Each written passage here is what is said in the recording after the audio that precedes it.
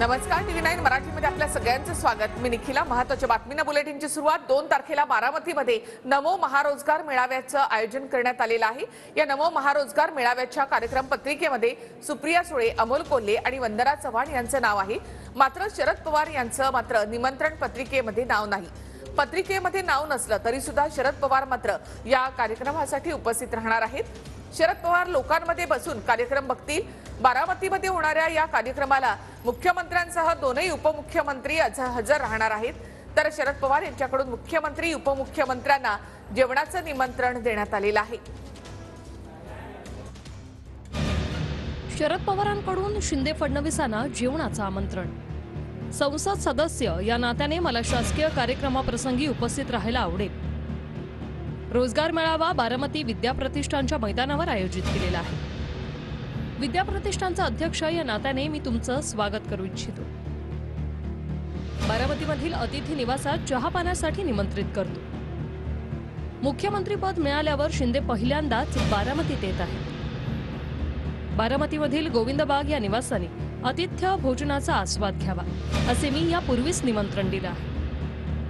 तरी मंत्रिमंडळातील इतर सहकाऱ्यांसह या निमंत्रणाचा स्वीकार करावा। मला आत्ताच पत्रिका माझ्या पुण्याच्या ऑफिसमध्ये आली आहे। मला आमंत्रण आले त्याबद्दल मी धर्मेंद्र प्रधानजी यांचे मनपूर्वक आभार मानते की त्यांनी या कार्यक्रमाला मला आमंत्रित केले। गंमत एकाच गोष्टीची वाटली की वंदनाताई चव्हाण ज्या राज्यसभाच्या मेंबर आहेत त्यांचं नाव पत्रिकेत आहे, पण आदरणीय पवार साहेबांचं नाव त्या पत्रिकेत नाही।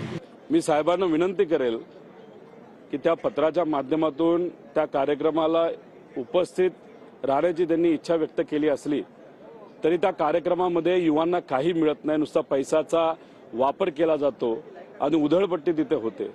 साहेबांनी पत्र याच्यासाठी लिहिलं, एक तर त्या संस्थेचे जिथं तो कार्यक्रम घेतला जातोय त्याचे अध्यक्ष आदरणीय साहेब आहेत आणि प्रोटोकॉल म्हणून तिथं असणाऱ्या खासदारांना बोलवलं महत्वाचं असतं, तिथं असं राज्यसभेच्या खासदाराला बोलवलं सुद्धा महत्वाचं असतं, पण ह्या सरकारला प्रोटोकॉल कळत नाही हे साहेबांनी त्या पत्राच्या माध्यमातून दाखवलं असावं असं मला तरी वाटतं। चांगलं आहे ना, काय वाईट आहे? आता ते शेवटी कामाची व्यस्तता, मुख्यमंत्री उपमुख्यमंत्री किती वेळ आहेत काय, कारण एकेका दिवशी 3-3 ठिकाणचे कार्यक्रम आहेत, त्यामुळे तर ते ठरवतील कुठे जायचं नाही, त्याचा त्यांचा अधिकार आहे। पण त्यांनी जर बोलवलं असेल किंवा ते कार्यक्रम येत असतील तर चांगलं आहे, त्यात वाईट काय? चांगल्या कामासाठी जर कोणी हजर होत असेल, येत असेल कार्यक्रमाला तर सगळ्यांचं स्वागतच आहे कार्यक्रमामध्ये। त्या संस्थेचे ते स्वतः अध्यक्ष आहेत आणि राज्याचे मुख्यमंत्री पदाचा मानच वेगळा आहे आणि त्यामुळे पवार साहेबांनी त्यांना निमंत्रण दिले।